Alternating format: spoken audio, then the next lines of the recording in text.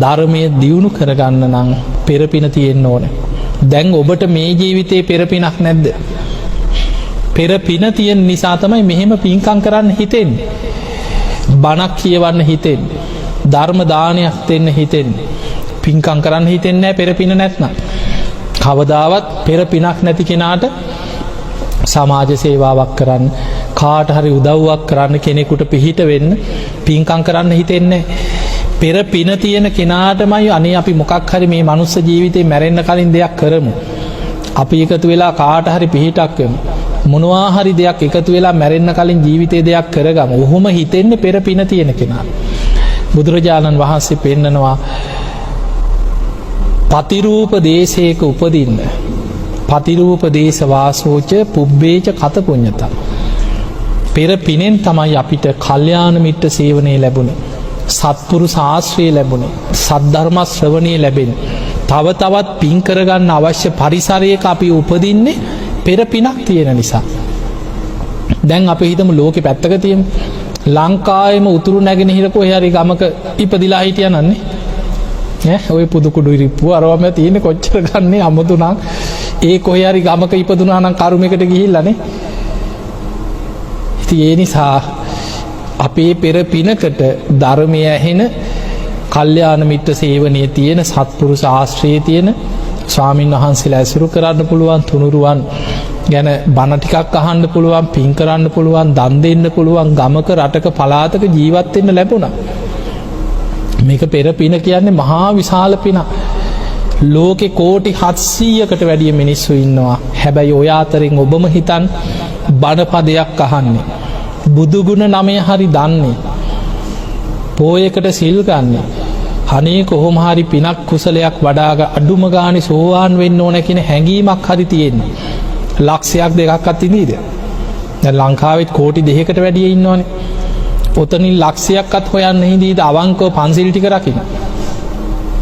ඒකයි බුදුරජාන් වහන්සේ නියසිලට පස් ටිකක් අරගෙන පෙන්වුවේ මහණෙනි, මනුස්ස ජීවිත ලැබුවත් මැරෙන අයගේ මහ පොළොවේ පස්තරම් පිරිසක් සතර අපායට තමයි කිය වැටෙන්නේ. ආයෙමත් සුගතියකට, දිව්‍ය ලෝකයකට, මනුස්ස ලෝකයකට එන්නේ මනුස්ස ජීවිතයක් ලැබපු අයගේ නියසිලට ගත්ත පස් වගේ ටිකයි කියු. ඒ නිසා ඒ නියසිලට ගත්ත පස්තරක් ඒ පිරිසට ඇතුල් වෙන්න උත්සාහයක් ගන්න ජීවිතේ. දැන් අපිට මනුස්ස ජීවිතේ ලැබුණා. පෙර කරපු පිනකට පතිරූප දේශයක ඉපදුණා. සද්ධර්ම ශ්‍රවණයේ, කල්යාණ මිත්‍ර සේවනයේ මේ හැමදේම ලැබිලා තියෙනවා. අප්‍රමාදී වෙන්න. දැන් අවශ්‍ය වෙන්නේ ලැබිච්ච ජීවිතේ පින ගෙවිලා යනවා. මතක තියාගන්න. පින හැමදාම තියෙන්නේ පින ගෙවිලා අවසන් වෙනවා. පින ගෙවෙන එක රැයෙන් වෙන්න පුළුවන්. හෙට උදේ වෙනකොට උත්පල වෙලා ඉන්නත් පුළුවන්. අද කකුල් දෙකෙන් ඇවිදගෙන දුවගෙන යමල්ල බණක් තියෙනවා මෙහෙමයි අහන්න කියලා ආව කෙනා පින ගෙවෙනකොට එක දවසෙන් උදේ බලනකොට උත්පල වෙලා. එක්ක අංශභාගය, එක්ක රෝද පුටුවක. ජීවිතේ එහෙම වෙන්නේ නැද්ද මිනිස්සුන්ට? ඒ නිසා ජීවිතේ ලෙඩ හැදෙනවා කියන්නේ, අසරණ වෙනවා කියන්නේ, තනි වෙනවා කියන්නේ ඕනම වෙලාවක වෙන්න පුළුවන් දෙයක්. ඒ නිසා පින්වතුනි, ධර්මයේ දියුණු කරගන්න උත්සාහයක් ගන්න. ධර්මයේ දියුණු කරගන්න වීරිය වඩන්න. ධර්මාවබෝධයට උත්සාහයක් අප්‍රමාදී වෙන්න. බුදුරජාන් වහන්සේගේ අන්තිම බුද්ධ වචනේ මොකද්ද? හන්දදාන භික්ඛවේ ආමන්ත්‍රයන්. මහණෙනි, අවසාන වශයෙන් නුඹලා අමතනවා කියන. වය ධම්මා සංඛාරා. මේ ලෝකේ සියලු සංස්කාර අනිත්‍යයි. හැමදේම හටගෙන පැවතිලා නැති වී යන ස්වභාවයෙන් යුක්තයි. අප්‍රමාදේන සම්පාදේත. අප්‍රමාදීව කුසල් වඩන්න කිය. අප්‍රමාදීව කුසල් වඩන්න. මිනිසුන්ට උදව් උපකාර කරන්න. දම්පින්කම් කරන්න.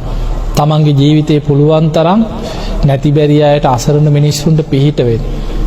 ඒ කරන පින සිහි කර කර සතුටු වෙන්න. ඒකනේ ඉස්සර මිනිස්සුන්ට තිබුණානේ පින් පොතක් කියලා එකක් නේ. කරන පින්කම් පොතක් වගේ ජීවිතේ රැස් කරා.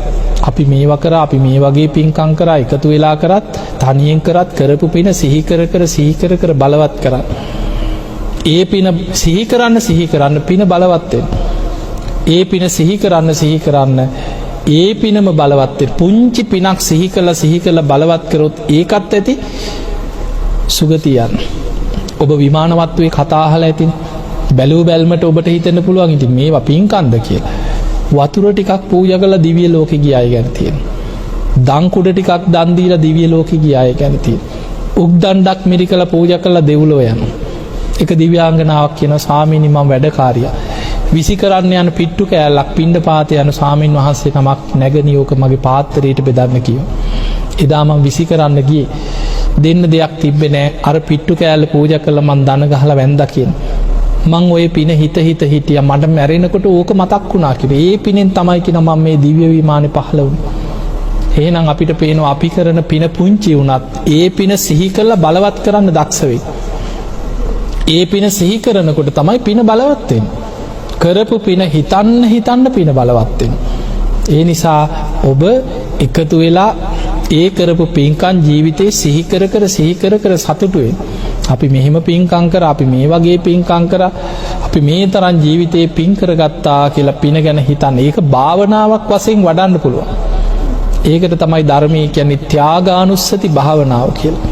තමන් කරපු පින්කම් අතහැරීම, මම මේ වගේ දන් දුන්නා, මේ වගේ පින් කරා කියලා ඒ පින භාවනාවක් වශයෙන් සිහි කරා. ත්‍යාගානුස්සති භාවනාව. එහෙමනම් ඔබ හැම දිනාටම මේ ලැබිච්ච මනුස්ස ජීවිතය අවසන් වෙන්න පෙර අපි දන්නේ නැහැනේ කොයි වෙලේ හුස්ම ටික යයිද කියලානේ. දවසින් දවස මොහොතින් මොහොත ෂණයෙන් ෂණය මරණයට ලං වෙනවා. කවදා කොතන කොයි මොහොතේ හුස්ම ටික එකපාරට යයිද කියලා අපි කවුරුත් දන්නේ නැහැ. ඒ නිසා අප්‍රමාදී වෙන්න, අප්‍රමාදීව සද්ධාදී ගුණ ධර්ම දියුණු කරගෙන ඔබ හැම දිනාටම මේ ලැබිච්ච මනුස්ස ජීවිතය අවසන් වෙන්න පෙර උතුම් වූ ධර්මයම අවබෝධ කරගන්න වාසනාව ලැබේවා කියලා අපි ආශිර්වාද කරනවා.